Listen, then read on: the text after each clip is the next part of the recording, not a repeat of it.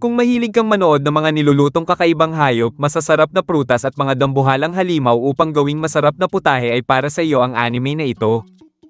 Dito ang mga gourmet hunter at mga chef ang itinuturing na pinakamataas at hari ng lahat ng propesyon dahil ang pagkain ang sentro ng lipunan sa mundong ito.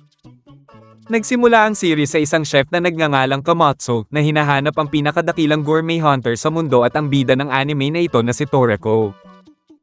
Nang lumapit si Komatsu kay Toriko ay binanggit niya na ipinadala siya ng International Gourmet Organization upang hikayatin itong mangolekta ng mga pambihirang sangkap para sa kanila, ngunit dahil busy sa pangingisda si Toriko ay hindi siya nito pinapansin. Ilang sandali lamang ay nakahuli na si Toriko ng isang isdang may panipit, ngunit biglang dumating ang isang dambuhalang agila upang nakawin ang kanyang nahuli. Hindi naman makakapayag roon si Toriko at ibinalipag niya ang agila sa lupa gamit ang kanyang pamingwit na labis niyang ikinasiya dahil nagkaroon pa siya ng karagdagang karne para kainin. Dahil namangha si Komatsu sa lakas ni Toriko ay napagtanto niyang kaya nitong mahuli ang Galaligator, isang halimaw na may karne na mas masarap pa kaysa sa king crab at sa wagyu beef. Agad na nakuha ni Komatsu ang atensyon ni Toriko at halos maglaway pa ang bida sa sarap ng kanyang paglalarawan rito, kaya naman agad silang naglayag upang puntahan ang kinaroroonan ng halimaw. Habang sakay sila sa bangka na pagmamay-ari ng kaibigan ni Toriko, agad niyang nahulaan na isang chef si Komatsu dahil naaamoy pa rin niya ang bakas ng mga mamahaling sangkap sa mga kamay nito. Hindi naman ito itinanggi ni Komatsu ngunit muli siyang namangha kay Toriko dahil sa lakas ng pang-amoy nito, kaya naman napagtanto na niya ngayon kung bakit ito ang pinagkakatiwalaan sa lahat ng gourmet hunter. Maya-maya pa ay narating na nila ang isla na tahanan ng Galaligator, kung saan roon ay sinalubong sila ng mga halimaw na tinatawag na Friday Monkeys, ngunit sinabi ni Toriko kay Komatsu na huwag siyang matakot dahil mas duwag pa ang mga ito kaysa sa kanya. Pagkarating nila sa pasukan ng isla ay napansin nilang mahihirapang makapasok ang bangka rito dahil puno ito ng bakawan, kaya naman nakapagpasya silang gumamit na lamang ng rubber boat upang tawirin ang ilog na puno ng mga level 1 na Baron Shark. Kinakabahan si Komatsu dahil ayon sa pamantayan ng IGO ay 10 hunter ang kailangan upang mahuli lamang ang isang level 1 na halimaw, samantalang ang Galaligator na kanilang hinahanap ay nasa level 5, na marahil kahit isang tangke ay hindi sapat itong talunin. Pagkarating nila sa pampang ay agad na sinalubong ng malas si Komatsu dahil isang linta ang kumapit sa kanyang batok at halos himatayin siya sa takot. Ngunit kumuha si Toriko ng dahon ng bakawan at pinigaan ng tubig dagat upang maalis ang linta at ipinaliwanag na ayaw ng mga ito ang alat ng dagat. Nang magpatuloy sila sa paglalakad ay isang level 3 Baron Tiger naman ang sumalubong kay Komatsu, ngunit sa isang titig lamang ni Toriko rito ay tumakbo ito na parang kuting. Napansin ni Toriko na may kakaiba talaga sa mga hayop roon dahil karaniwang sa swamp naninirahan ng mga Baron Tiger, habang ang mga Friday Monkeys naman na kanilang nakita kanina ay sa mga kuweba. Dahil parehong wala sa karaniwang tirahan ng mga ito ay napapaisip si Toriko na marahil ay may mas malakas pang nilalang kaysa sa Galaligator ang nagtutulak sa mga ito upang umalis sa kanilang mga tirahan. Nang sumapit ang gabi at habang sila ay nag-iihaw ng ahas sa tabi ng lawa, biglang isang higanteng ahas ang bumungad sa kanila, ngunit bago pa man ito makaatake ay namatay na rin ito kagad. Habang sinusuri ni Toriko ang mga linta na nakakapit rito at isang malaking kagat sa leeg nito, biglang may humila rito pababa sa tubig at doon ay dahan-daang lumitaw ang isang napakalaking Galaligator. Sa laki ng halimaw ay napagtanto ni Toriko na mahigit 300 taon na itong nabubuhay at umabot na ito sa level 8, ngunit imbis na matakot ay tuwang-tuwa pa rito ang bida dahil iniisip na agad niya kung paano niya ito idaragdag sa kanyang menu. Dahil lumaki na ito sa sobrang laki at tumaas ang antas sa level 8, naisip ni Toriko na marahil ito rin ang kinakatakutan ng iba pang hayop. Nagsimula nang umatake ang halimaw, ngunit hinawakan ito ni Toriko sa buntot at inihagis sa malayo. Muling gumawa ang halimaw ng ilang pag-atake, kaya naman sinuntok ito ni Toriko ngunit mabilis siyang ginantihan nito gamit ang buntot at siya ay tumilapon palayo.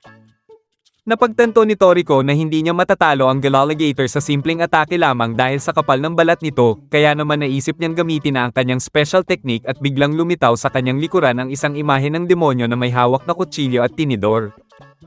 Doon ay biglang lumaki ang katawan ni Toriko at ang kanyang kanang braso ay tila naging kutsilyo habang ang kaliwa naman ay tila naging tinidor. Kaya nang muling sumugod ang halimaw ay tinusok niya ito gamit ang kanyang tinidor na braso at sa huli ay tinapos sa isang malakas na hiwa ng kanyang kutsilyong braso. Bumagsak sa likuran ni Toriko ang dambuhalang buwaya habang labis namang humanga si Komatsu sa kanyang nasaksihan.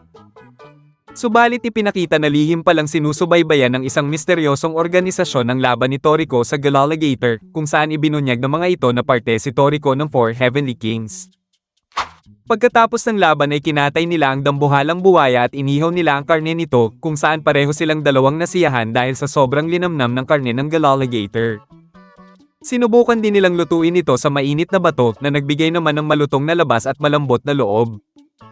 Habang sila ay kumakain, ibinahagi ni Komatsu ang kanyang pangarap na maging pinakamahusay na chef sa buong mundo, habang si Toriko naman ay nais niyang gumawa ng isang dakilang menu na binubuo ng pinakamasasarap na sangkap at pagkain sa buong daigdig.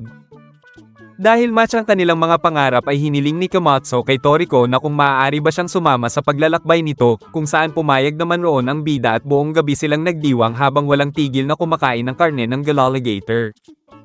Ngunit kinabukasan ay halos mabaliw si Komatsu nang matuklasan niyang parang buntis si Toriko dahil naubos na nito ang buong Galaligator at wala na tuloy siyang may uuwi para sa kanyang boss sa IGO. Sa sumunod na araw, pumunta si Komatsu sa isang napakalaking pamilihan na nagsusuplay ng pagkaing dagat sa buong lungsod upang tumingin ng mga masasarap na sangkap, kung saan kasama niya roon ang hepe ng Development Bureau ng IGO na si Johannes. Ngunit bigla silang naantala ng isang mainit na pagtatalo sa pagitan ng reporter ng isang TV network at isang tindero ng isda. Ayon sa reporter na si Tina, natuklasan niyang nagbebenta ang tindero ng hindi sariwang isda dahil nakabuka na daw ang bibig nito, ngunit pinabulaanan naman ito ng tindero at sinabing kahit nakabuka na ang bibig nito ay kakainin pa rin ito ng mga tao. Natigil lamang ang kanilang pagtatalo nang biglang dumating si Toriko na may dalang flying dinosaur, kung saan nang makita agad ni Tina ang sikat na gourmet hunter ay agad siyang lumapit upang interviewin ito. Subalit agad itong hinarang ni Johannes at ng ilang taga-IGO at sa pilitan itong pinaalis dahil kanina pa daw niya hinihintay si Toriko at mayroon siyang kahilingan na hindi maaaring marinig ng media. Nang banggitin niyang hinog na ang maalamat na rainbow fruit, doon ay nagulat ang dalawa dahil ayon sa alamat ay sapat na ang isang patak ng katas nito upang gawing purong fruit juice ang isang buong swimming pool. Bagamat matagal nang extinct ang uri ng prutas na ito, matagumpay itong na-revived at na-breed ng IGO sa kanilang artificial garden. Ngunit ang problema ay gumawa ng pugad ang mga level 9 na trollkong sa tabi ng puno nito na sapat na upang itaob ang mga tangke, kaya naman walang ibang makalapit upang anihin ang prutas na iyon. Gayunpaman ay walang makakapigil kay Toriko na matikman ang prutas na iyon, ngunit lihim namang narinig ni Tina ang kanilang pinag-uusapan. Agad silang tumungo sa artificial garden na itinayo ng IGO para sa mga halaman at mga hayop, kung saan makikitang agad namang nakasunod sa kanila roon si Tina upang kumuha ng ilang impormasyon na pwede nilang ibalita. Pagdating nila roon ay agad nilang narinig ang pagdagundong ng dibdib ng mga trollkong, kung saan sinabi ng mga guard na may namataan daw na trollkong malapit sa gate kanina, kaya hindi nila maaaring buksan ang gate dahil masyadong delikado. Ngunit dahil hindi nila mapipigilan si Toriko na matikman ang prutas, lumapit si Toriko sa pader at sinuntok niya ito na may 3 beses ang lakas upang makagawa ng isang malaking butas na kanyang dadaanan. Habang natulala ang lahat sa kanilang nasaksihan, pumasok naman na sa loob si Toriko kasama si Komatsu. Ngunit habang naglalakad sila ay biglang nahulog si Toriko sa isang quicksand at saktong isang level 9 na trollkong ang biglang lumitaw sa tabi ni Komatsu, kung saan maswerte siyang hindi siya tinamaan ng mga atake nito. Subalit biglang lumitaw si Toriko upang paralisahin ang halimaw gamit ang kanyang stun weapon, ngunit pagbagsak ng halimaw ay nalawayan siya nito. Nang magtaka si Komatsu kung bakit hindi niya ito pinatay, sumagot si Toriko na hindi siya papatay ng hayop kung hindi niya ito kakainin, at isa pa ay ibinunyag niyang napakatigas daw ng karne ng trollkong. Nang magpatuloy na sila sa paglalakad ay napansin ni Komatsu ang napakabangong amoy sa malayo, kung saan ipinaliwanag ni Toriko na iyon ay ang halimuyak ng rainbow fruit. Dahil sa bango nito ay naaakit nito ang ibang mga hayop, kung saan madalas itong ginagamit ng mga trollkong bilang pain upang makahuli ng pagkain. Maya-maya pa ay natagpuan na nila ang puno ng rainbow fruit sa pinakasentro ng pugad ng mga trollkong, ngunit ang problema ay nalagyan si Toriko ng laway ng isa sa pinakamahinang unggoy kanina, kaya naman dala pa rin niya ang amoy nito. Dahil doon ay hindi siya kinatakutan ng mga dambuhalang unggoy at agad ang mga itong sumugod sa kanya, kaya naman agad niyang pinasan si Komatsu habang mabilis na umiiwas sa pag-atake ng mga ito. Ngunit gamit naman ang kanyang stun weapon ay isa-isa niyang pinaparalisa ang mga unggoy. Samantala, mabilis namang pumuslit si Tina papasok ng garden, ngunit agad sa kanyang bumungad ang paralisadong unggoy habang narinig ang kaguluhan sa di kalayuan. Kaya kasabay ng pagbuhos ng ulan, doon ay agad na kinuna ni Tina si Toriko habang nakikipaglaban ito sa mga dambuhalang unggoy. Ngunit hindi nagtagal ay nahuli si Toriko ng isang unggoy at nabitawan niya ang kanyang stun weapon, subalit habang patuloy ang pagbuhos ng ulan ay biglang natigilan ang unggoy at tila natakot sa kanya. Napagtanto ni Toriko na nahugasan na ng ulan ang laway ng mahinang unggoy sa kanyang katawan, kaya naman doon na lumabas ang kanyang tunay na presensya. Agad itong naramdaman ng mga troll kong, at halos hindi na makagalaw ang mga ito sa takot dahil sa kanyang nakakapangilabot na aura. Dahil sa kanyang presensya ay nagpakita na rin ng leader ng mga unggoy, isang level 10 na puting troll kong na tinatawag na Silverback. Agad itong nilapitan ni Toriko, ngunit imbis na umatake ay bigla itong lumuhod sa kanya na parang aso dahil ramdam din nito ang kanyang nakakatakot na aura. Kaya naman kasabay ng pagtila ng ulan, doon ay narating na din nila ang puno ng rainbow fruit, kung saan isa lang ang kinuha ni Toriko at iniwan niya ang lahat ng natitira para sa mga troll kong. Habang kinukuha na naman ni Tina ang lahat ng nangyayari ay bigla siyang nahuli ng mga taga-IGO at muli na naman siyang kinaladkad palabas. Nang gabing iyon ay pinakain nila ng madami si Toriko bilang pabuya, habang gumawa naman si Komatsu ng isang dessert na gawa sa rainbow fruit. Unang subo pa lamang nito ni Toriko ay nalasahan na niya ang samot-saring lasa ng iba't ibang prutas na tila sabay-sabay na sumabog sa kanyang bibig.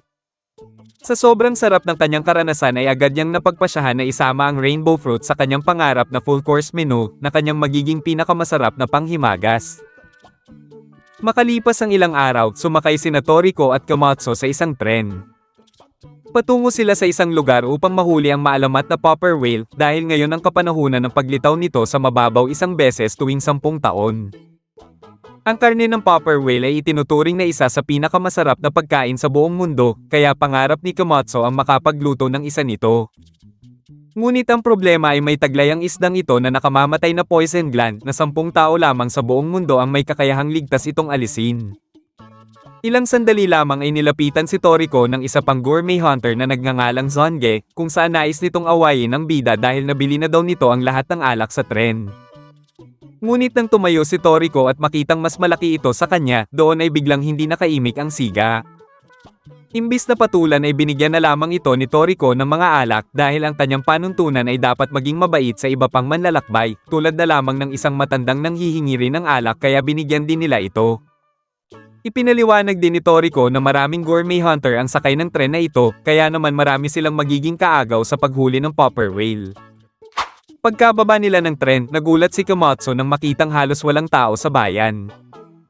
Ipinaliwanag ni Toriko na may manghuhula sa bayan na ito na nahuhulaan kung kailan may paparating na halimaw, kaya marahil nagkulong ang lahat ng residente sa kanilang mga bahay. Ilang sandali lang ay may lumitaw ngang isang level 10 na kahawig ng dinosaur, ngunit nang makita nito ang isang misteryosong lalaki na naglalakad sa kalsada ay bigla itong tumakbo palayo. Lumalabas na kaibigan pala ito ni Toriko, ang isa rin sa 4 Heavenly Kings na si Coco.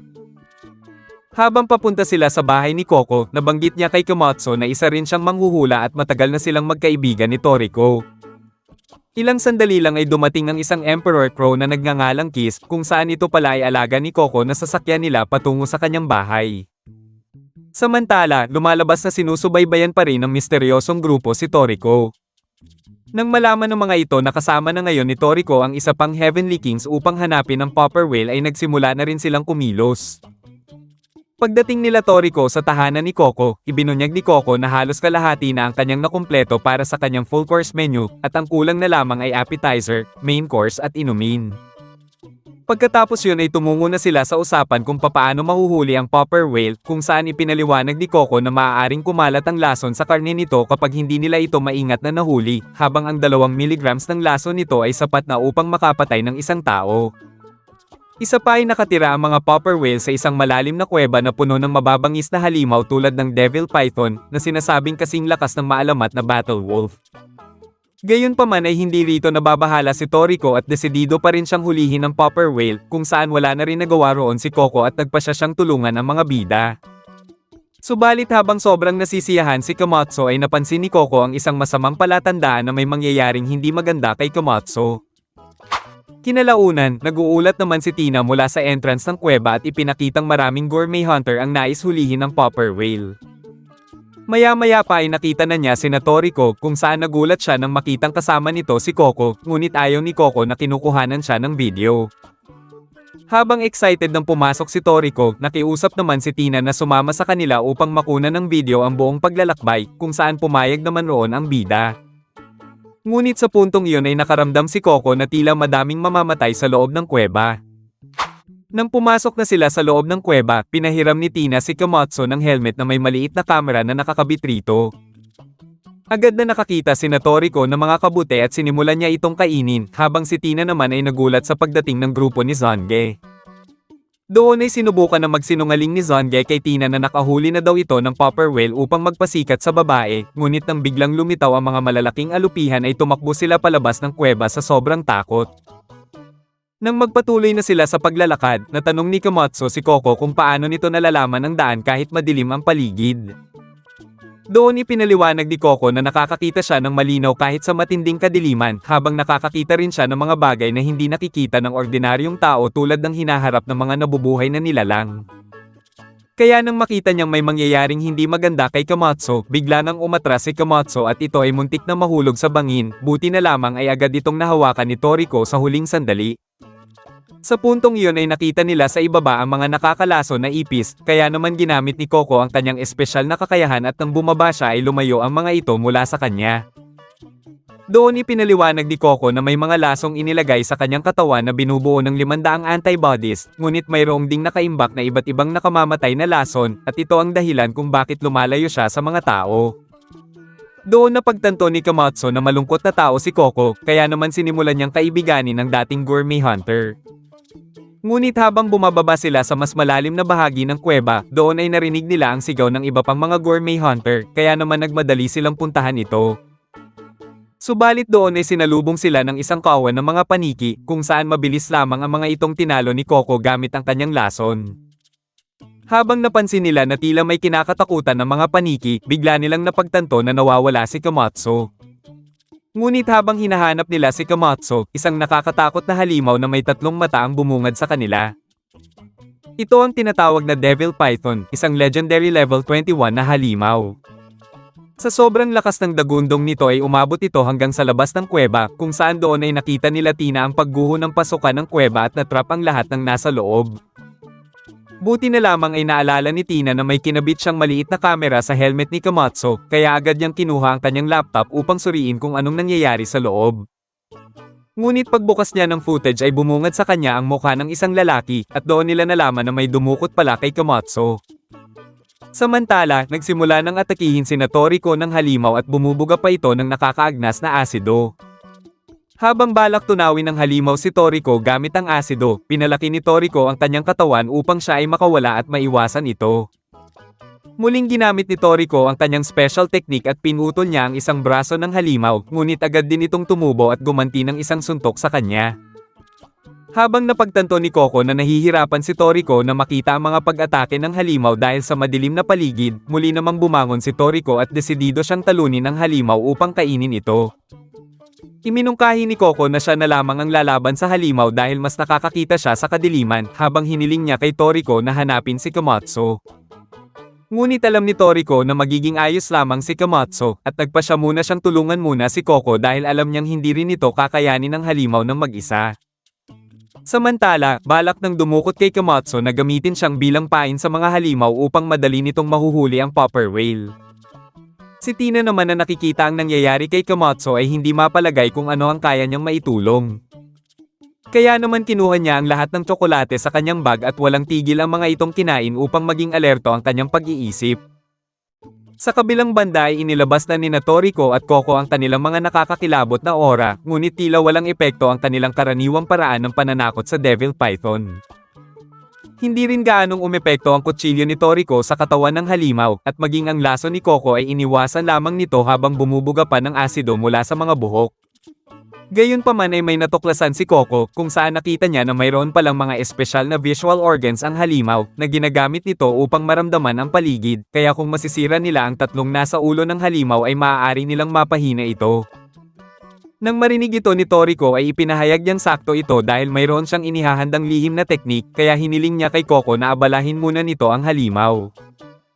Doon ay tinipon ni Toriko ang lahat ng kanyang lakas sa kanyang kanang braso, habang sumugod na si Coco at pinakawalan ang kanyang lason sa mga pandamang organ ng halimaw at binulag ito. Ngunit sa hindi inaasahan ay nagawa pa rin siyang mahawakan ng halimaw, at napagtanto niyang marami pa pala itong pandamang organs na ikinubli ng halimaw. Isang direktang asido ang ibinuga sa kanya ng halimaw, ngunit dahil binalot niya ang kanyang katawan ng lason sa huling sandali ay walang epekto sa kanya ito. Kaya naman ginamit ng halimaw ang mga buhok nito upang direktang magpasok ng lason sa katawan ni Coco, na labis na ipinag-alala ni Toriko. Ngunit hindi sumuko si Coco at ginamit niya ang daan-daang antibodies sa kanyang katawan upang lumikha ng panlaban sa lason ng halimaw, kaya nang magtagumpay siya ay itinurok naman niya ang sariling antibodies sa halimaw, na labis na nakaapekto rito. Sa mismong sandali namang iyon ay naipon na ni Toriko ang lahat ng kanyang lakas sa kanyang braso, na 2 beses ang laki sa normal nito. Sa isang malakas na sigaw ay pinakawalan ni Toriko ang isang napakalakas na suntok na may 5 beses ang lakas, kung saan tumilapon ang halimaw sa kisame ng kuweba at nagawa nila itong matalo. Matapos ang laban ay kinatay ni Toriko ang halimaw upang gawing sangkap sa pagluluto, ngunit napapaisip siya kung paano nila ito mabibitbit pa uwi. Nais sana ni Coco na unahin muna nilang hanapin si Komatsu, ngunit muling pinaalala rito ni Toriko na magiging ayos lamang si Komatsu dahil binigyan niya pala ito ng isang lihim na sandata. Samantala, pareho namang namutla sa takot sina Komatsu at ang dumukot sa kanya dahil nakasalubong pala nila ang isa pang Devil Python. Agad na inihagis ng lalaki si Komatsu patungo sa halimaw at tumakbo palayo, ngunit nakasalubong nito ang mga higanteng ipis at siya ay kinain ng buo. Mabilis na kinuha ni Komatsu ang sandata na ibinigay sa kanya ni Toriko, kung saan isa itong espesyal na paputok na ginawa upang takutin ang mga halimaw, ngunit mahigpit sa kanyang bili ni Toriko na takpan niya ang kanyang mga tainga bago ito gamitin. Ngunit sa sobra niyang pagkataranta ay nabitawan niya ang mga earplug, kaya naman wala na siyang magagawa kundi sindihan na lamang ang mga paputok. Pagsugod ng halimaw ay inactivate ni Komatsu ang paputok at isang napakalakas na tunog ang umalingaw-ngaw sa buong kuweba na agad na narinig ni Toriko. Si Komatsu ay halos mawala ng buhay dahil sa tindi ng lakas nito, habang ang halimaw naman ay hindi man lang natinag at handa na siyang kainin. Ngunit bago pa man mangyari yon ay biglang napadaan ang matandang lalaki na humingi sa kanila ng alak noong nasa tren sila, habang sa mga sumunod na nangyari ay nadatna na lamang ni Toriko na ayos lamang si Komatsu. Masaya si Komatsu na muling makita si Toriko at ikinwento niya na isang higanteng matanda ang nagligtas sa kanya mula sa Devil Python, kung saan nang marinig ito ni Coco ay tila alam na niya kung sino ang tinutukoy ni Komatsu. Lumalabas na sa sandaling kakainin na ng halimaw si Komatsu ay biglang nagbago ng anyo ang matanda at naging isang higante, at sa isang strike lamang ng dekuryente nitong sandata ay napatay agad nito ang halimaw.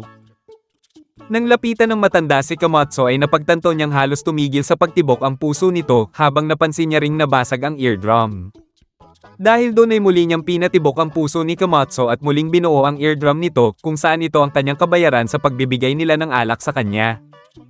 Pagmulat ni Komatsu ay bumungad sa kanya ang malaking mukha ng matanda at siya ay napatakbo sa takot, ngunit doon niya lamang napagtanto na marahil ito ang nagligtas sa kanya at hindi na niya nagawang magpasalamat. Mabilis na napagtanto ni Toriko at Coco na ang matandang iyon ay walang iba kundi ang Knocking Master na si Jiro, ang maalamat na gourmet hunter. Ang kanyang grand menu ay binubuo ng mga dakilang sangkap na halos karamihan ng tao sa mundo ay hindi pa ang mga ito natitikman. Ibinunyag ni Toriko na nakasabay pa nga nila ito sa tren kanina, na halos hindi makapaniwala si Komatsu dahil ang lasenggero palang iyon ay isa palang alamat. Nang ipinagpatuloy na nila ang kanilang paglalakad, doon ay nakahinga na ng maluwag si Tina nang malaman niyang ligtas ang lahat, habang muling kinuha naman ni Komatsu ang ibinigay niyang helmet. Makalipas ang ilang sandali ay sa wakas ay narating na nila ang dulo ng kuweba, kung saan nagtitipon ng mga popper whale upang magparami. Pagdive ni Toriko at Coco sa ilalim ng dagat, agad nilang namataan ang tila isang napakalaking popper whale. Ngunit nang pagmasdan nila ito ng mabuti, napagtanto nilang isa pala itong napakalaking pangkat ng mga popper whale na magkakasabay na lumalangoy. Sa sobrang excited ni Toriko ay agad siyang nanghuli ng mga ito, ngunit sa kasamaang palad ay nagulat ang mga isda at agad na naglabas ng lason sa kanilang katawan. Dahil doon ay agad na nakaisip ng paraan si Coco, kung saan itinago niya ang kanyang presensya upang makalapit siya ng tahimik sa mga isda, habang gamit naman ang knock-on gun ay mabilis niyang pinaparalisa ang popper whale bago pa ito maglabas ng lason. Nang makita ito ni Toriko ay agad niyang ginaya ang pamamaraan ni Coco, ngunit sa halip na gumamit ng knock-on gun ay daliri lamang ang kanyang ginamit upang maparalisa ang popper whale. Maya-maya pa ay lumutang na sila at nakahuli sila ng 10 popper whale, samantala ang matandang si Jiro naman ay mas maraming nahuli kaysa sa kanila. Ngunit nang tatanggalin na ni Coco ang poison gland ng isa sa mga isda ay hindi niya sinasadyang tamaan ito na naging dahilan upang kumalat ang lason. Inamin ni Coco na pagod na ang kanyang mga kamay dahil sa mga nangyaring laban, kaya naman nagpasya siyang humingi ng tulong kay Komatsu. Subalit kailangan maging maingat dahil kapag nagkamali si Komatsu ay hindi na sila muling makakahuli pa ng kapalit dahil tapos na ang pangingitlog ng mga popper whale at bumalik na ang mga ito sa ikailaliman ng dagat. Ngunit habang inihahanda ni Komatsu ang kanyang mga kagamitan, ipinakita naman na may isang misteryosong nilalang ang papalapit sa kanila. Mula sa gabay ni Coco, sinimulan na ni Komatsu ang maselang operasyon na nangangailangan ng maingat na galaw na tila pakiramdam niya ay nagdi-deactivate siya ng bomba. Sa kasamaang palad ay nagkamali si Komatsu at isa-isa niyang nasira ang iba pa hanggang sa isa na lamang ang natira. Dahil doon ay nakasalalay na kay Komatsu ang pag-asa nilang tatlo na matikman ang masarap na isda, kaya naman buong lakas niyang itinuon ang kanyang konsentrasyon rito, at sa wakas ay matagumpay niyang natanggal ang poison gland ng popper whale. Agad na nagsaya ang lahat dahil sa tagumpay ni Komatsu, habang nagkulay ginto naman ang isda, patunay na pwede itong kainin. Ginawa nilang sashimi ang popper whale at sabay-sabay silang kumain, kung saan sa isang subo pa lamang ay nalasahan kaagad ni Toriko ang malinamnam nitong lasa, at nagawa din nitong tamnan ang mga nawalang enerhiya sa kanyang katawan. Pagkatapos nilang kumain at habang naghahanda na silang umalis, biglang lumitaw sa tubig ang isang kakaibang nilalang na agad na naramdaman ni Toriko at Coco ang nakapalibot ritong nakakatakot na aura, kaya agad silang naging alerto at naghanda para sa laban. Ngunit hindi sila pinansin ng nilalang at nagpatuloy lamang ito sa paglalakad habang daladala ang mga nahuli nitong isda. Mabilis din itong nakalabas sa saradong bungangan ng kuweba habang nilampasan lang din ito ang nanginginig sa takot na si Tina.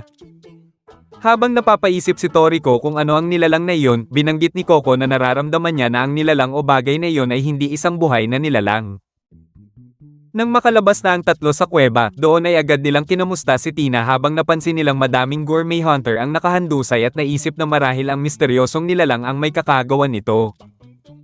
Ilang sandali lamang ay dumating na si Kiss upang sunduin si Coco, habang dumating na rin ang mga helicopter na susundo kina Toriko at Komatsu. Nagpasya na si Coco na maunang umalis at nagpaalam siya sa lahat. Pagbalik ni Tina sa pinagtatrabahuhan niyang TV network, doon ay agad siyang sinuspinde sa trabaho dahil kumilos siya ng walang pahintulot ng kumpanya at pumasok pa siya sa biotop ng IGO ng palihim, kung saan walang nagawa roon si Tina kundi tanggapin ang kanyang suspension. Speaking of IGO, nagsagawa ng emergency meeting ang mga pinuno ng organisasyon dahil maraming ecological preserve na nasa kanilang pangangalaga ang sabay-sabay na nawala at inatake. Habang pinaniniwalaan nilang ang nilalang na ito ang salarin, agad na nagpasya ang direktor na humingi ng tulong mula sa Four Heavenly Kings. Agad nilang ipinasundo si Toriko na walang kahirap-hirap na sinubo ang isang napakalaking hamburger na ikinagulat naman ni Komatsu.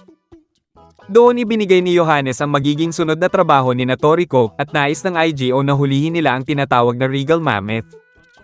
Ayon sa alamat, ang lahat ng parte ng karne ng Regal Mammoth ay maituturing na pinakamasarap na uri ng karne sa buong mundo, kaya naman nakilala ito sa tawag na jewel meat.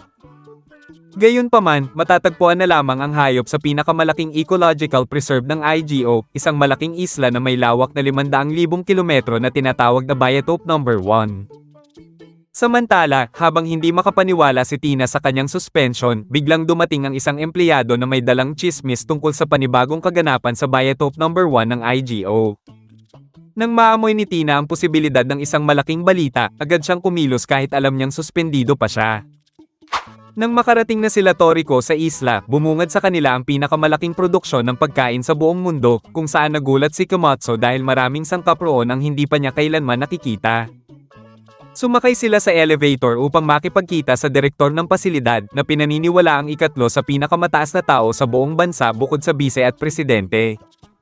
Pagkarating nila sa basement ay nadaanan nila ang lugar kung saan binubuhay at pinararami ang mga hayop na matagal nang naglaho sa mundo. Ngunit habang naglalakad si Komatsu ay may isang higanteng alimango ang nakatakas mula sa kulungan nito, subalit nang makita nito ang isang kalbo sa harapan ay agad itong bumalik sa kulungan sa sobrang takot. Siya pala ang direktor ng pasilidad na nagngangalang Mansom na masayang makita muli si Toriko at ipinaliwanag ang tunay na sitwasyon.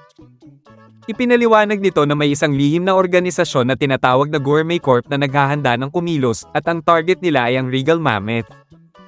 Ang Gourmet Corp ay isang organisasyong nabuo upang kontrolin ang lahat ng pinagkukunan ng pagkain sa mundo, kung saan ibinunyag ni Mansom na ang misteryosong nilalang na nakita ni Toriko nung nanghuhuli sila ng Popper Whale ay isa palang combat robot ng Gourmet Corp na tinatawag na GT Robo.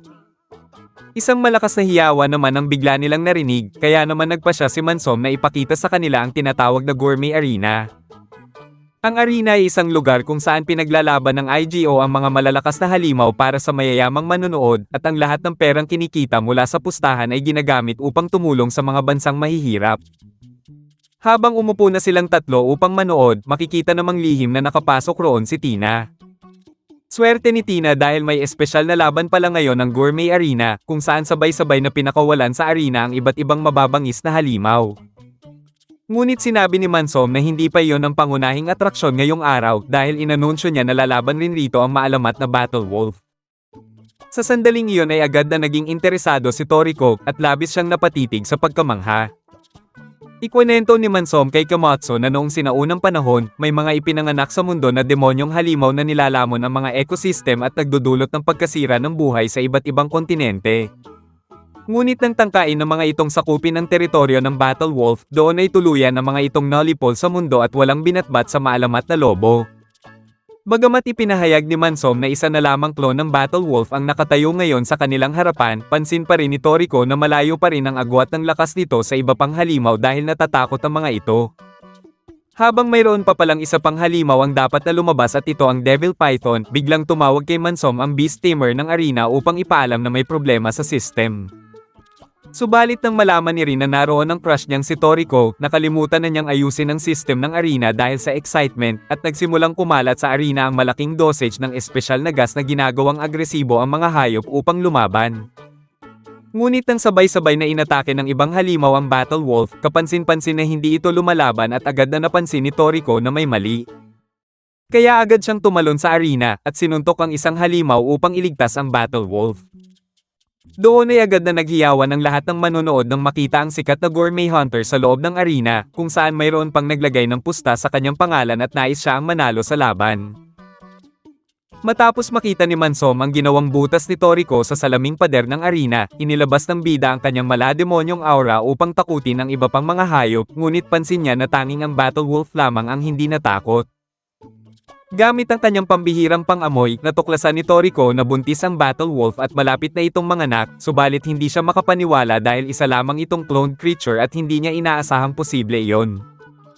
Nang biglang bumagsak ang Battle Wolf dahil sa labis na kapaguran ay sinamantala ito ng Silverback upang atakihin si Toriko, ngunit sa isang suntok niya lamang ay bumagsak ang malaking unggoy. Agad na sinabihan ni Toriko si Mansom na ipatigil na ang laban, ngunit nang tawagan ni Mansom si Rin ay sinabi nitong hindi na niya maayos ang system ng arena. Sa labis na inis ni Rin ay hinampas na niya ang computer na naging dahilan upang lalong masira ang system at maglabas pa ng mas maraming combat gas at mas lalong maging agresibo ang mga hayop. Nang mapansin ni Rin na tila naapektuhan rin ng isa pang halimaw na nakakulong, agad niyang kinuha ang kanyang kagamitan upang personal niyang pakalmahin ito. Dahil naman mas lalong naging agresibo ang mga hayop ay nakapagpasya si Toriko na protektahan ng Battle Wolf hanggang sa ligtas nitong maisilang ang anak nito. Sinimulan niyang ihagis pa itaas ang isang napakabigat na elepante at tumama ito sa salaming pader ng arena, kung saan kampante pa si Mansom na hindi ito mababasag. Ngunit nang mag-crack ang salamin ay nanlaki ang kanyang mga mata, habang gamit naman ng isang malakas na suntok ay tuluyang winasak ni Toriko ang salaming pader at nagtakbuhan ang mga tao dahil sa takot sa mga hayop. Lumalabas na ginawa lang pala ito ni Toriko upang gumawa ng makikislap na bagay dahil nais niyang ipagdiwang ang pagsilang ng anak ng Battle Wolf. Makikita namang pinapakalma ni Rin ng Devil Python, ngunit dahil masyado na itong agresibo ay tuluyan na nitong nasira ang kanyang kulungan. Habang pumunta si Tina sa kinaroroonan ni Toriko upang kunan ng pagsilang ng anak ng Battle Wolf, bigla namang lumitaw si Rin sa arena at sa kanyang likuran ay lumabas ang sobrang agresibong Devil Python. Lalong nagunahang lumabas ang lahat ng manonood sa arena, habang madali namang tinalo ng Devil Python ang bawat halimaw na humarang sa daraanan nito. Mabilis na pinutol ni Toriko ang mga braso ng halimaw, ngunit tulad ng nakalaban nila noon sa kuweba ay mabilis din itong tumubo at gumanti ng pag-atake. Samantala, napansin ni Mansom ang isang pangulo ng isang bansa na kalmado lamang sa kabila ng nangyayaring kaguluhan. Ngunit nang lapitan niya ito upang kamustahin, bigla siya nitong sinaksak sa dibdib gamit ang kamay nito. Gayunpaman, nginitian lamang ito ni Mansom at inipit ang braso gamit ang kanyang kalamnan, at naghatid ng isang malakas na suntok sa matanda. Agad na sinuri ng mga opisyal ng IGO ang pagkakakilanlan ng matanda at itinutok ang mga laser cannon para sa isang atake, ngunit agad silang pinigilan ni Mansom. Lumalabas na ito pala ay isang GT Robo ng Gourmet Corp na nagbalat kayo bilang pangulo ng isang bansa, ngunit pansin ni Toriko na tila iba ang kulay nito sa nakita nila noon. Napansin ng GT Robo na isang matibay na kalaban si Mansom dahil nakakagalaw pa rin ito kahit may butas na sa dibdib, kaya naman sumugod ang GT Robo at tinusok ng mga karayom ang braso ni Mansom. Ngunit lumaki ang katawan ni Mansom at binigyan ng pampyang ang GT Robo sa ulo, subalit wala itong epekto sa Robo at gumanti ng isang malakas na laser na direktang tumama sa kanyang leeg. Kasabay nito ay tumalsik rin si Toriko mula sa atake ng Devil Python at pagkatapos ay itinoon ang atensyon nito sa mag-inang Battle Wolf. Bagamat nanghihina ay mabilis na pinutol ng Battle Wolf ang mga braso ng halimaw, at sa isang napakabilis na galaw ay madali lamang pinunit ng Battle Wolf ang katawan ng Devil Python at talunin ito. Subalit habang tumatakbo ang maliit na Battle Wolf upang salubungin ang kanyang ina, biglang inatake ng GT Robo ang inang Battle Wolf. Dahil sa nasaksihan ni Toriko ay napuno siya ng matinding galit at nagising ang isang nakakakilabot na puot sa kanyang kalooban. Samantala, mabilis na tumakbo si Komatsu upang tignan ang kalagayan ni Mansom at ikinagulat niya na binuhusan lamang ng direktor ng kaunting alak ang mga sugat nito upang linisin at nakakamanghang kusa ang mga itong nagsasara. Para kay Mansom ay wala naman daw espesyal doon, habang ang dapat nilang pagtuunan ng pansin ay ang sugat ng Battle Wolf dahil ito daw ay nakamamatay, kung saan kahit malubha ang kalagayan nito ay pilit pa rin itong pinaparamdam sa kanyang anak ang pagmamahal ng isang ina. Dahil hindi nito nagawang patayin sa unang pagtatangka ang Battle Wolf, muli sanang aatake ang GT Robo ngunit mabilis na nagpakawala si Rin ng makapal na usok at naikubli ang mag-ina. Ibinunyag ni Mansom na hindi lamang nito na itatago ang mag-ina kundi may sikretong sangkap din ang usok na nakakatulong upang kahit papaano ay mapawi ang sakit na nararamdaman ng Battle Wolf. Muling itinoon ni Mansom ang kanyang atensyon sa GT Robo at ipinaliwanag niya kay Komatsu na ito ay malayo ang kinokontrol ng isang tao sa pamamagitan ng virtual reality system.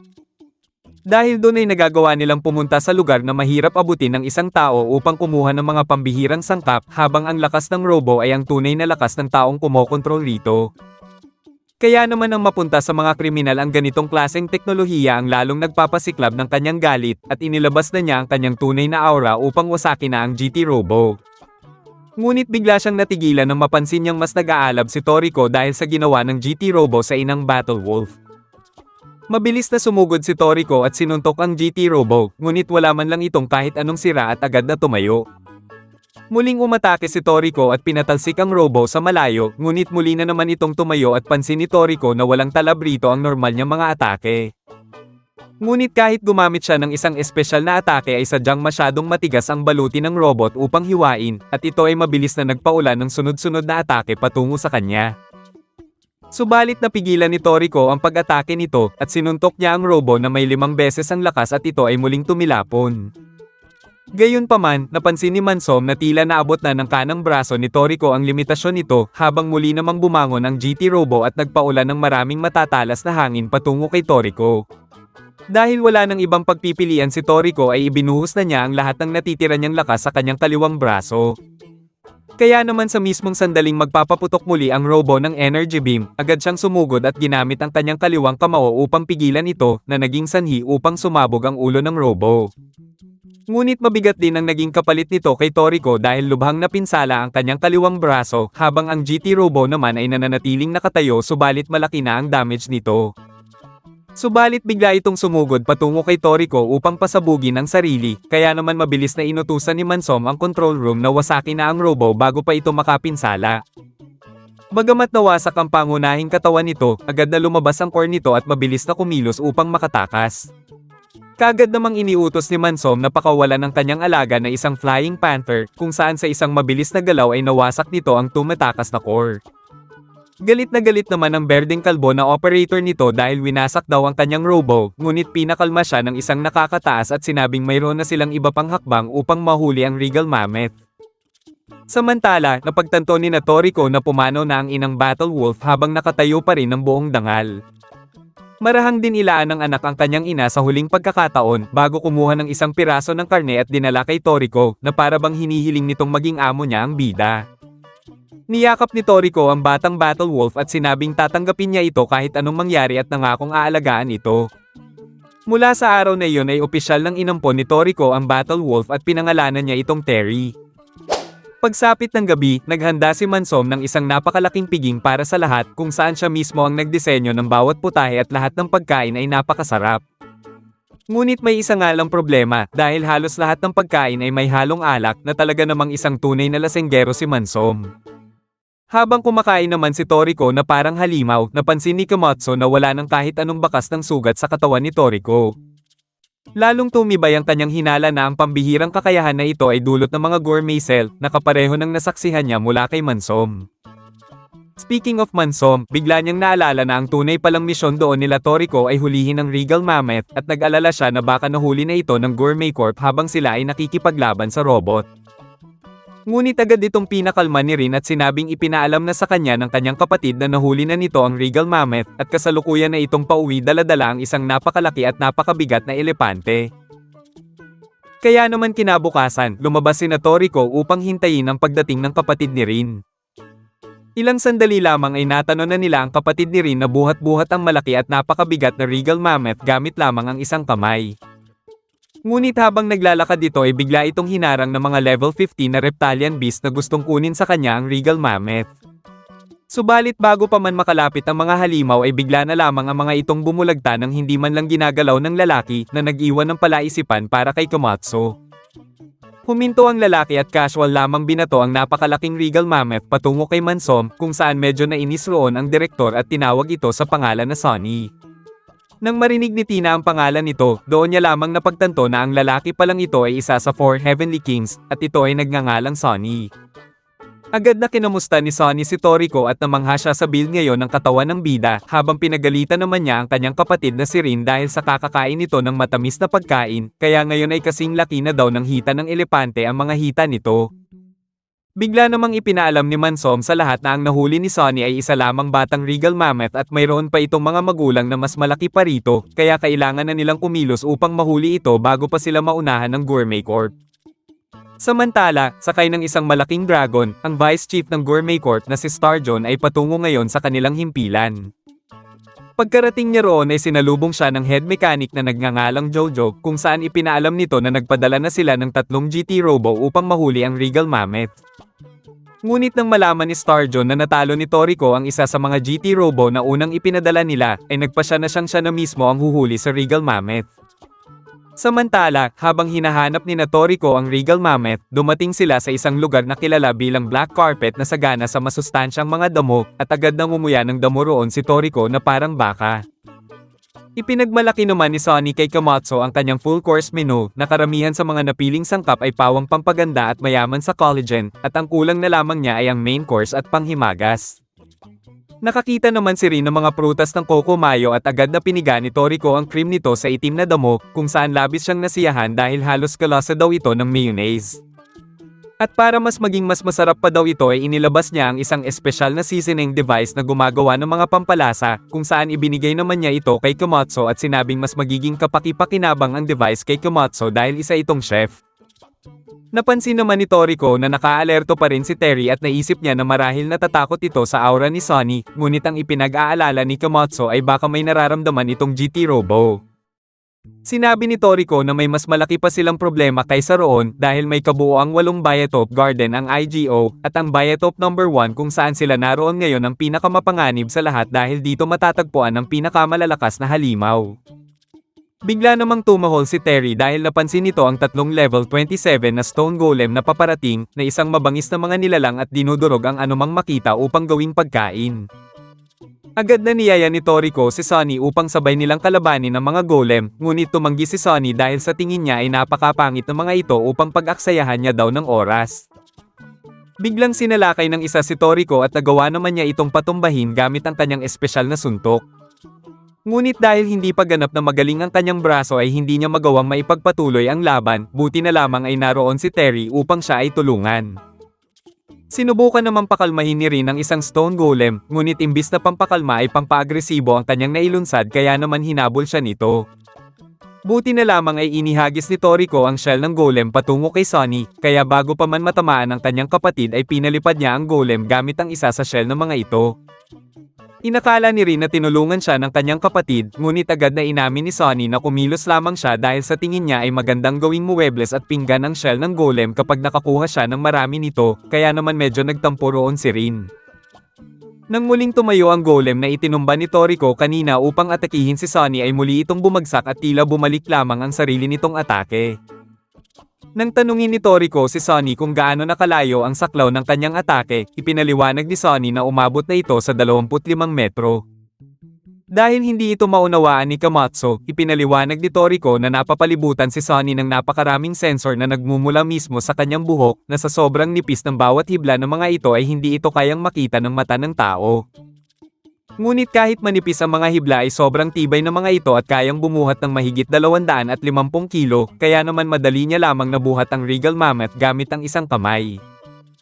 Ang mga hibla ng buhok ni Sunny ay tumutulong sa kanya na maramdaman ang lahat ng bagay sa paligid, kaya naman kahanga-hanga ang mga ito ngunit napakasensitibo.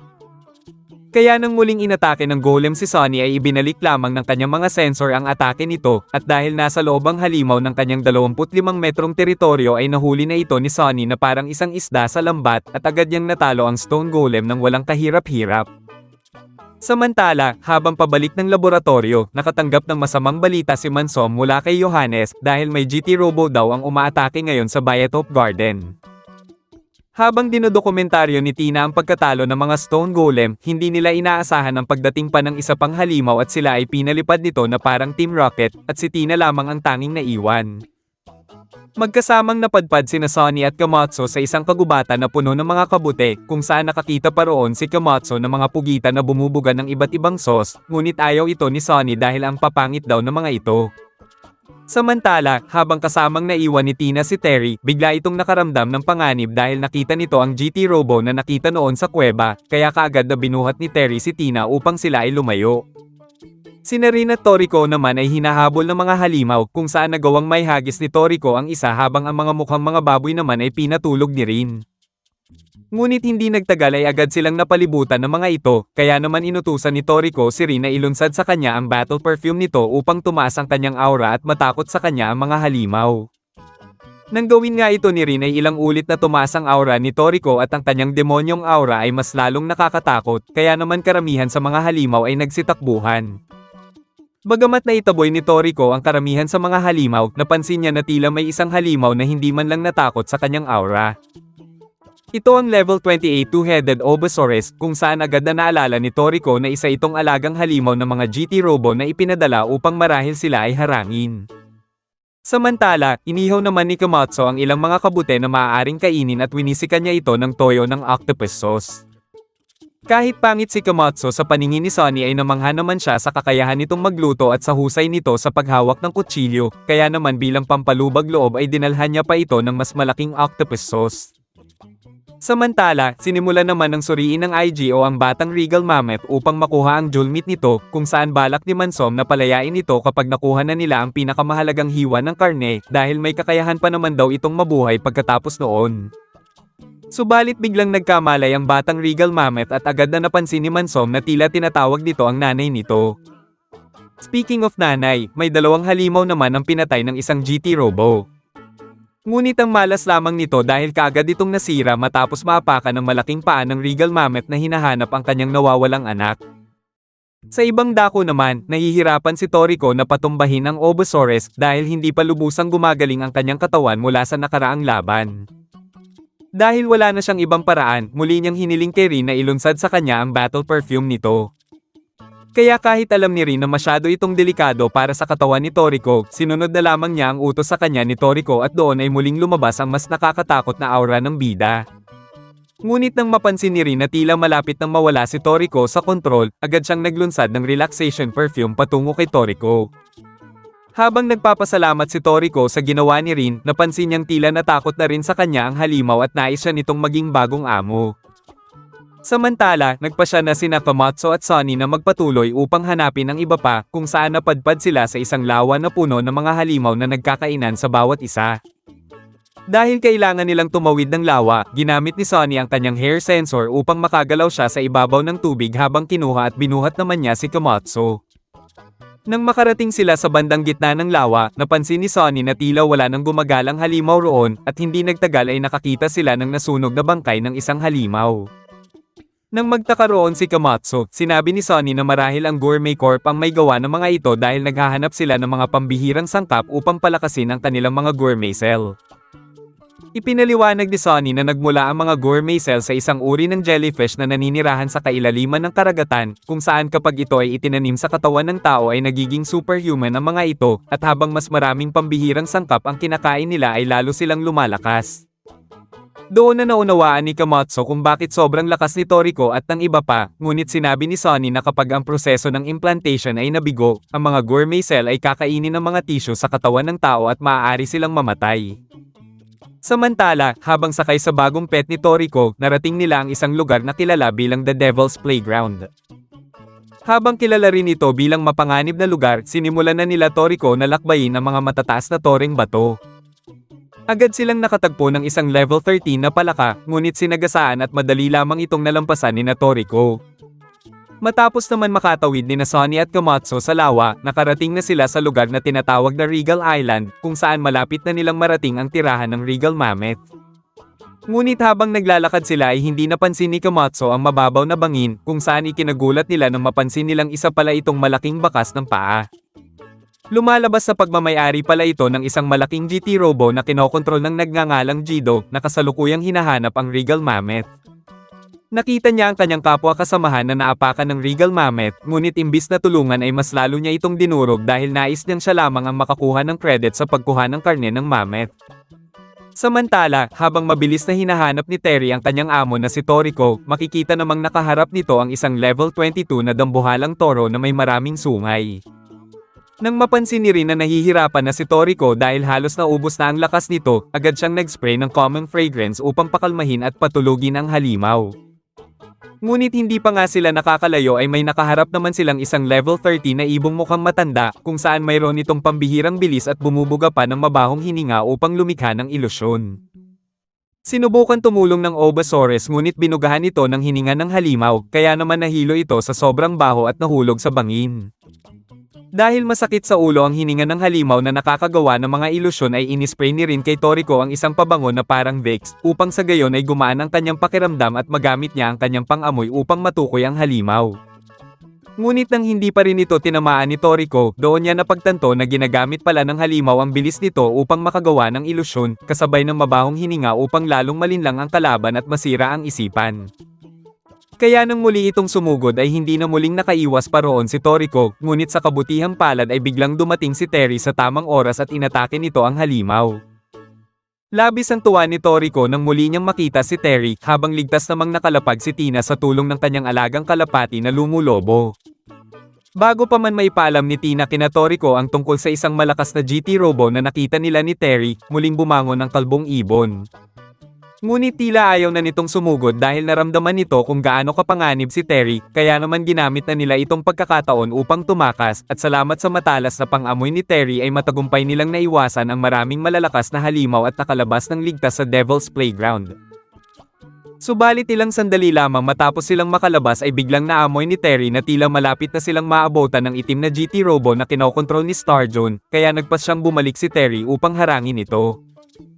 Nang ipinaliwanag ni Tina kay Toriko na marahil dahil ito sa itim na GT Robo na nakita nila kanina, nagpa siya si Toriko na hindi na lamang sundan si Terry dahil alam niyang nais siyang tulungan ni Terry na magpatuloy sa kanyang misyon.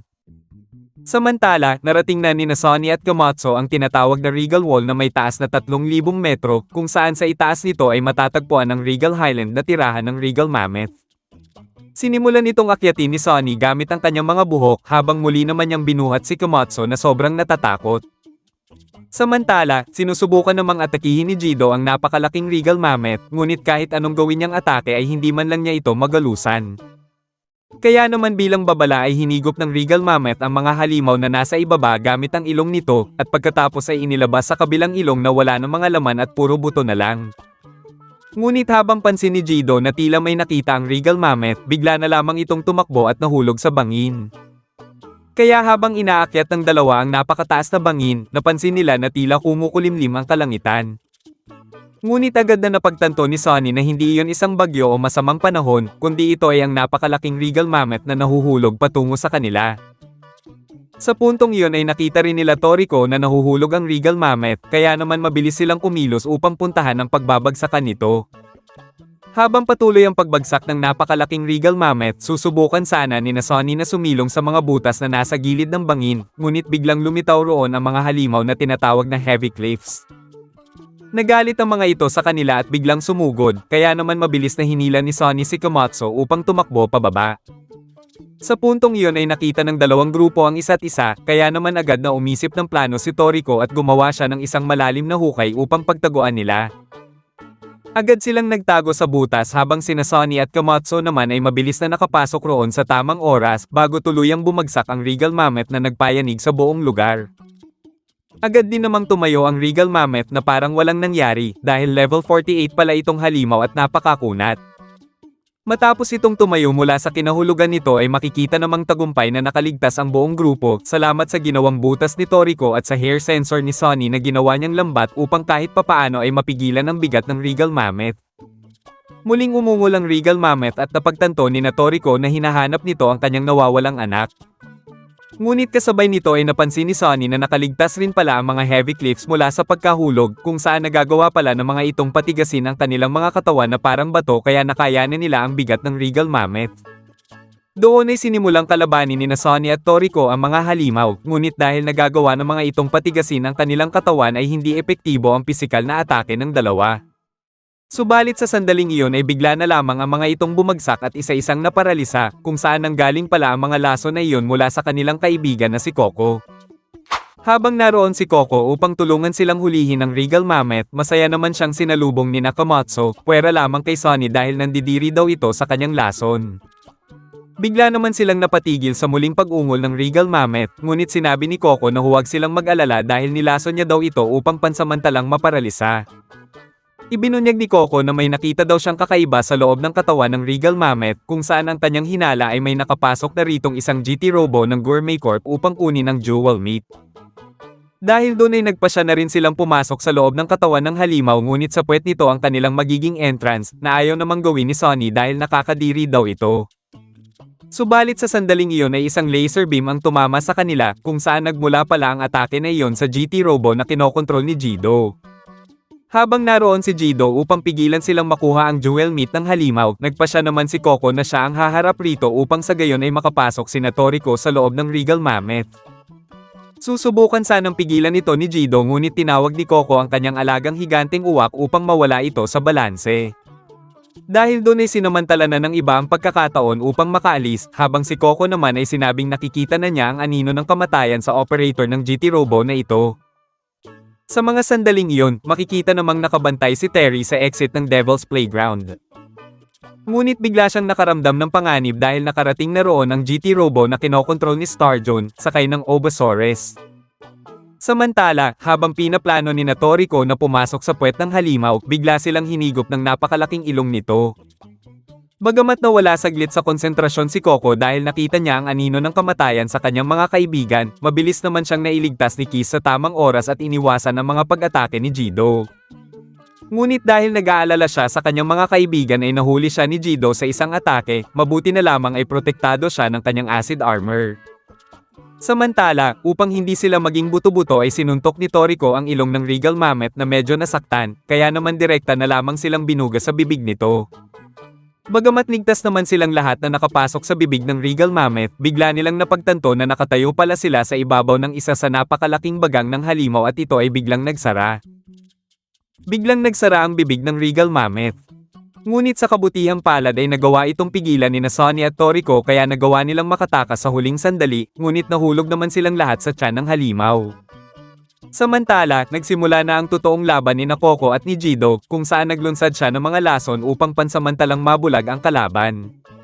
Pagkatapos ay lumikha siya ng espada na gawa sa lason upang direktang sumugod, ngunit napagtanto niyang napakatibay ng baluti ng kalaban.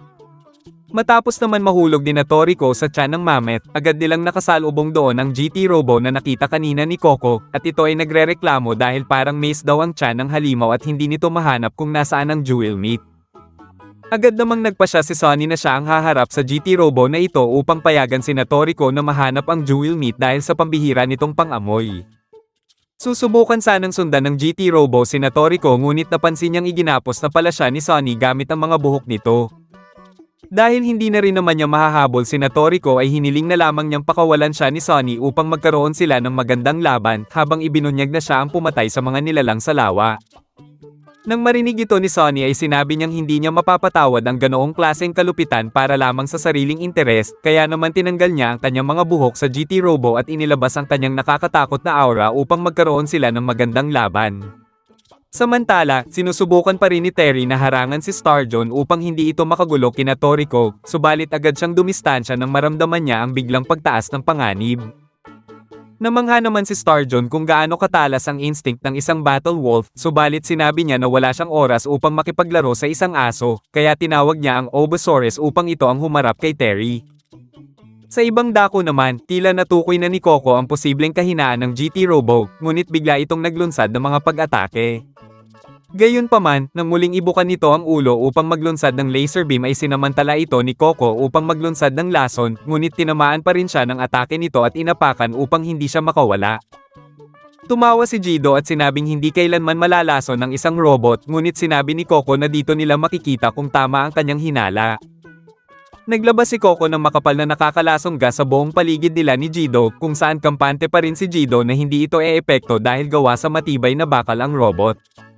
Ngunit makalipas ang ilang sandali ay nagsimulang maapektuhan ang loob ng bahagi ng GT Robo, kung saan ipinaliwanag ni Coco na ang gas na kanyang nilikha ay maihahambing sa nakamamatay na hydrogen sulfide mula sa bulkan, na may kakayahang kalawangin ang anumang bagay na gawa sa bakal. Sa inis ni Jido ay naglunsad siya ng isang napakalakas na energy beam na lumikha ng malaking pagsabog, at nagawa nitong mahawi ang makapal na lason sa paligid pati na ang poison armor ni Coco.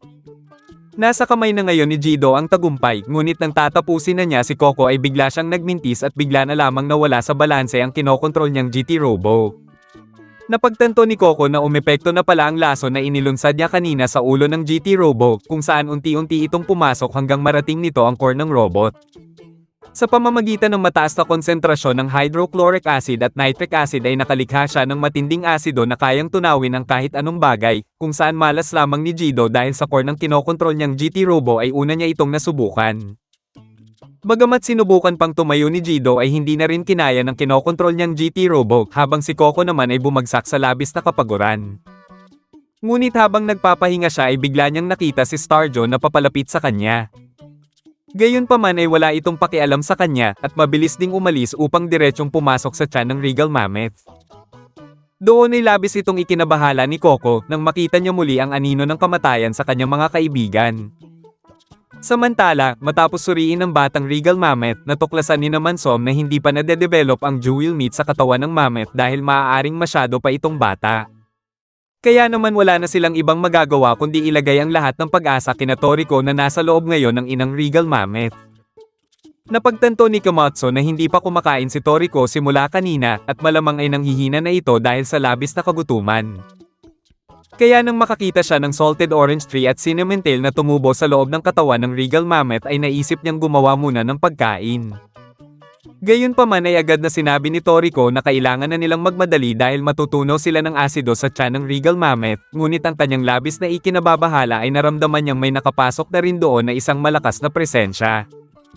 Samantala, nagsimula na ang laban ni Sunny at ng isang GT Robo, kung saan inaatake niya si Sunny mula sa malayo upang hindi siya maaabot ng mga hair sensor nito. Pansamantalang tumigil ang GT Robo sa pag-atake upang sabihin kay Sunny na alam niya ang kahinaan nito, habang umupo siya saglit upang ipakita ang kanyang mga koleksyon ng mga mata ng iba't ibang halimaw, na labis namang nandidiri si Sunny. Ngunit hindi pa siya roon natatapos na asarin si Sunny dahil tinawag naman niya ang kanyang alagang level 25 Mega Octopus na bigla na lamang lumitaw, kung saan inutusan niya itong atakihin si Sunny. Bagamat nagagawang maitulak pabalik ni Sunny ang mga galamay ng pugita, sinabi ng GT Robo na hanggat malayo siya kay Sunny ay hindi siya maaabot ng saklaw ng atake nito at mananatili siyang ligtas, habang plano niya itong pagurin hanggang sa tuluyan na itong bumigay. Ngunit sa sandaling iyon ay biglang tumigil si Sonny sa pagdepensa at ibinaba ang kanyang mga hair sensor, at malamig niyang sinabi na napakapangit lumaban sa ganoong paraan. Nang makita ang pagkakataon ay agad na sumugod ang GT Robo at malakas na sinuntok si Sonny. Samantala, lalo namang nanghihina si Toriko, at ang hinala ni Komatsu ay may kinalaman ito sa gourmet cell na nasa katawan nito. Lumalabas na alam rin pala ni Tina ang tungkol sa mga ito, kaya ipinaliwanag niya kay Komatsu ang pinagmulan ng mga gourmet cells. Ikinwento niya ang alamat ng maalamat na gourmet hunter na si Akasha, na natikman na ang halos lahat ng pinakamasasarap na sangkap sa buong mundo. Isang araw ay nakatikim siya ng isda na nagmula sa kailaliman ng dagat at namangha siya sa pambihirang lasa nito. Nang suriin niya ang dahilan ay natuklasan niyang may kinakain ng mga ito na isang misteryosong uri ng jellyfish, kung saan hindi lamang nito pinapasarap ang laman ng isda kundi lumalakas din ang mga ito sa tuwing kumakain sila ng mga dekalidad na sangkap. Dahil sa labis na paghanga sa natuklasan ay pinangalanan ni Akasha ang mga misteryosong selula bilang gourmet cell. Samantala, patuloy pa rin binubugbog ng GT Robo si Sonny, ngunit nang maghahanda na ito upang ibigay ang huling suntok ay bigla na lamang itong hindi makagalaw. Nahulog na pala ito sa patibong ni Sonny, kung saan nagawa na pala niyang palibutan ito ng kanyang mga hair sensor, at pati ang alaga nitong halimaw ay hindi na rin makagalaw. Agad na pinakawala ni Sonny ang kanyang nakakatakot na aura, at pagkatapos ay naglunsad siya ng isang napakalakas na suntok patungo sa GT Robo. Susubukan pa sanang lumayo ng kalaban ngunit bigla na rin itong tumigil dahil may mga kinabit na pala siyang ilang microscopic hair fiber sa loob ng core ng GT Robo matapos siyang maglunsad ng atake kanina. Kaya naman ilang segundo lang ang lumipas ay sumabog na rin ang core ng GT Robo at tuluyan na itong natalo ni Sonny. Ngunit habang naiisip na ni Sonny na makakapagpahinga na siya ay bigla namang dumighay ng malakas ang Regal Mammoth at naitapon siya palabas. Buti na lamang ay nailigtas siya ni Kiss at dinala siya sa kinaroroonan ni Coco. Labis na nag-aalala si Coco kina Toriko dahil alam niyang napakahirap na kalaban ng itim na GT Robo, ngunit gustuhin man niyang tumulong ay halos ubos na rin ang kanyang lakas.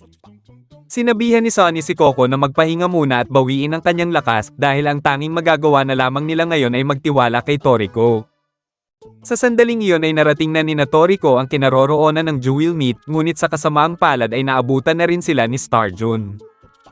Agad na sumugod si Toriko, ngunit dahil halos ubos na ang kanyang lakas ay madali lamang siyang pinatulog ni Starjun.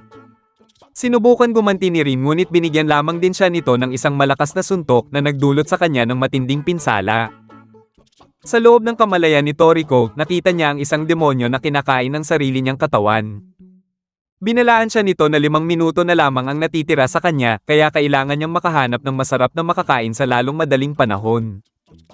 Nang siya ay magkamalay, nakita niya si Rin na naglunsad sa kanya ng usok upang kahit papaano ay maibsan ang kanyang sakit, habang makakatulong din ito upang sila ay makatakas. Bigla namang tumakbo si Tina at inakala ni Starjo na tumatakas lamang ito, ngunit ang totoo ay hihingi siya ng tulong kina Sonny at Coco. Nagpasya na si Starjo na tapusin na rin si Komatsu, ngunit ang hindi niya inaasahan ay nakabawi na kahit papaano ng lakas si Toriko at siya ay pinatalsik ng bida. Agad na pinuntahan ni Toriko si Rin upang tignan ang kalagayan nito. Sa paniniwalang mamamatay na siya ay hiniling ni Rin na halikan siya ni Toriko sa huling pagkakataon upang may pagtapat ang kanyang tunay na nararamdaman sa bida. Kaya bago pa man mawala ng malay si Rin ay tinupad ni Toriko ang kanyang kahilingan habang makikitang muli namang nakatayo si Starjun. Dahil sa ginawa nito kay Rin ay labis na nagalit rito si Toriko, kaya agad siyang sumugod at umatake, habang nagbigay ng 6 na malalakas na suntok na nagpatalsik sa kalaban. Bagamat agad din namang nakatayo si Starjun, napagtanto niya na tila na-activate na ni Toriko ang tinatawag na autophagy. Ang autophagy ay kapag ang isang nilalang ay nagugutom, sinisira nito ang mga selula sa katawan upang makalikha ng enerhiya. Dahil libo-libong calories ang kinakain ni Toriko araw-araw, sapat na ang maikling panahon ng hindi pagkain upang automatic na gamitin ng kanyang katawan ang sarili nitong mga selula bilang enerhiya at maipagpatuloy na lumaban. Muling nagsalpukan ng dalawa at nagawang may hagis ni Toriko si Starjun, ngunit mabilis ding nakatayo si Starjun at sinabing hindi may lalabas ng GT Robo ang kanyang tunay na lakas. Bagamat kamangha-mangha ang pagtaas ng kapangyarihan ni Toriko, alam ni Starjo na hindi na rin ito magtatagal dahil para sa mga taong may mga gourmet cell ay kailangan pa rin nilang kumain ng masasarap na sangkap, at kung hindi nila magagawa iyon ay ang kanilang mga selula ang kakainin nito at ito ay ang magiging dahilan ng kanilang kamatayan. Si Starjo naman ang unang umatake sa pagkakataong ito, at tulad ng kanyang binanggit kanina ay naabot na rin ni Toriko ang kanyang limitasyon. Sinamantala ito ni Starjo at tinapos si Toriko sa pamamagitan ng kanyang laser beam, at tumalsik hanggang sa kinaroroonan ni Tina. Habang naramdaman ni Coco na nasa panganib ang kanyang kaibigan, si Tina naman ay agad na pinuntahan si Toriko at pilit niya itong ginigising, ngunit wala itong kahit anumang tugon. Sa sandaling iyon ay bigla niyang napansin ang kumikinang na patak ng isang tubig. Nang napagtanto niya kung ano ito ay agad niyang sinalo ang katas at pinatak sa bibig ni Toriko na tuluyang nagpagising sa bida. Ito pala ang katas ng mahiwagang jewel meat na kanilang hinahanap kung saan dahan-dahan itong nilapitan ni Toriko. Agad na naglaway si Toriko sa itsura ng karne habang sa bango ng aroma nito ay napasabi siya na mas higit pa itong mabango kaysa sa pinakamahal na pabango sa buong mundo. Nang humiwa na siya ng kapiraso at agad na kinain, doon ay sumabog ang napakaraming lasa sa kanyang bibig, kung saan hindi niya napigilan maiyak sa sobrang sarap nito at tulo pa ang sipon. Sa sobrang sarap nito ay hindi na niya napigilan ang sarili, kung saan kaagad nitong pinasigla ang mga gourmet cells sa kanyang katawan at ganap na ibinalik ang kanyang lakas. Samantala, napagtanto naman ng kalaban na isang magaling na chef si Komatsu nang makita nito ang pagmamay-ari niyang kutsilyo. Kaya imbis na patayin ay kukunin na lamang nito ang kutsilyo ni Komatsu bilang pabuya.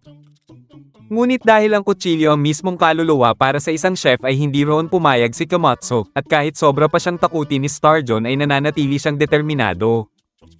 Subalit biglang napatigil si Starjo nang mapansin niya ang isang malakas na presensya, at doon ay lumabas ang isang bagong Toriko na parang nagpa-facial sa sobrang kinis. Agad na napagtanto ni Starjo na nag-evolve ang mga gourmet cell ni Toriko na nangangahulugang nakain na nito ang maalamat na jewel meat. Kaya naman inutusan niya si Jojo na i-deactivate ang impact reduction system ng robot dahil nais niyang maramdaman kung gaano nakalakas si Toriko at kung talaga bang makakaramdam siya ng sakit mula rito. Agad niyang sinuntok ng malakas ang bida, ngunit hindi man lang nasaktan roon si Toriko at agad na pinutol ang kanyang braso. Mabilis na naglunsad si Toriko nang walang humpay na magkakasunod na atake na halos hindi na nagawa pang makabawi ng kalaban. Bago tapusin ni Toriko si Starjo ay tinanong nito kung masarap ba ang karne ng jewel meat. Subalit ang sagot lamang ni Toriko ay 10 malalakas na nail punch na tuluyang tumalo at winasak ang GT Robo na kinokontrol ni Starjo. Habang labis ang saya ni Komatsu sa pagkapanalo ni Toriko, bigla namang naamoy ni Toriko na humihinga pa si Rin, kaya naman agad niyang binuhat ito at oras na upang sila ay umuwi. Kaya habang naghihintay ang dalawa sa labas ay bigla nilang napansin na binuga ng Regal Mammoth sina Toriko, habang daladala ang masarap na jewel meat. Agad namang naghanda si Sonny ng lambat ngunit ang karne nga lang ang nasalo nito.